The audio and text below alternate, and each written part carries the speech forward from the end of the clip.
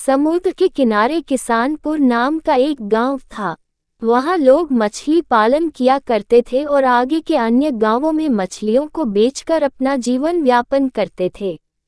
एक दिन सुबह सुबह लोग समुद्र के किनारे मछली पकड़ने जा रहे थे तो उन्होंने देखा कि एक पानी का बड़ा सा जहाज समुद्र के किनारे रुका हुआ है।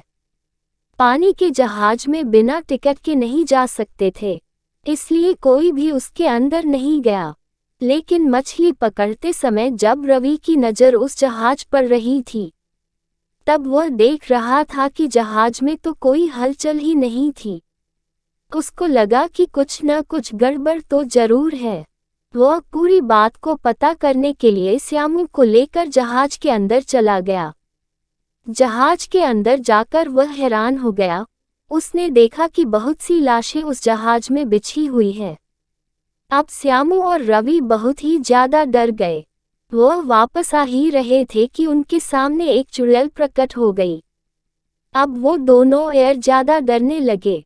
चुड़ैल बोली, यह जहाज मेरा है, तुम्हारी इसमें आने की हिम्मत कैसे हुई? अब तुम दोनों का भी वही हश्र होगा जो कि इन सब लोगों का हुआ है। ही। चुड़ैल ने श्यामू का गला पकड़ लिया। चुड़ैल का ध्यान केवल श्यामू पर ही था। अब रवि मौका देखते ही वहां से भाग निकला और जहाज से कूद गया।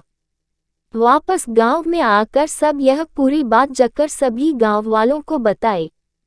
सभी गांव वाले गांव में एक भूतिया जहाज के आने से बहुत सहमे हुए थे। तभी एक महिला भी दौड़ते हुए उस गांव में आ पहुंची। गांव के बाबा भी वही उपस्थित थे। उस महिला ने बताया, जहाज में जो लड़की है वह चुड़ैल नहीं है, वह मेरी बेटी है। उसके अंदर किसी राक्षस ने प्रवेश कर लिया है। कोई मेरी बेटी को बचा लो। वह रो रो कर बोली। अब बाबा ने अपनी शक्तियों का इस्तेमाल किया और सब कुछ पता लगाया। बाबा बोले, यह महिला सही कह रही है। वह जहाज दो दोस्तों का था।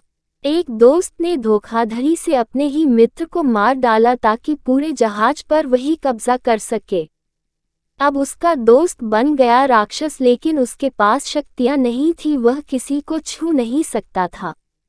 अतः उसे एक शरीर की आवश्यकता थी। जब यह महिला और अन्य लोग उस जहाज में सफर कर रहे थे तो उस राक्षस ने इसकी लड़की के अंदर प्रवेश कर लिया और इसकी लड़की ने चुड़ैल का रूप धारण कर लिया और अपने दोस्त सहित सभी को मौत के घाट उतार दिया। महिला ने कहा, बाबाजी आप तो अंतर्यामी है, कृपया मेरी बेटी को बचा लें। अब बाबा ने कहा, उस राक्षस को तभी खत्म किया जा सकता है जब हम उसके पार्थिव शरीर को जला दें, लेकिन वह हमें मिलेगा कहाँ? तब महिला बोली, बाबाजी राक्षस एक लाश को बहुत ही संभाल कर रखता है। मैंने वह देखी है, शायद वही उसकी लाश होगी।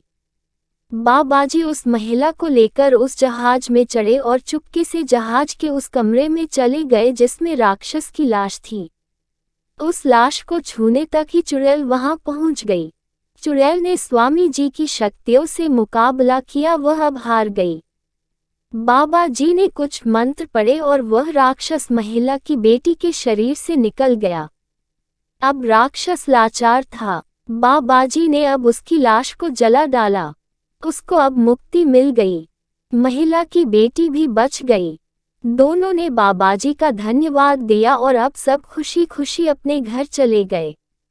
ऐसी ही वीडियो देखने के लिए चैनल को सब्सक्राइब करना नहीं भूलना। धन्यवाद।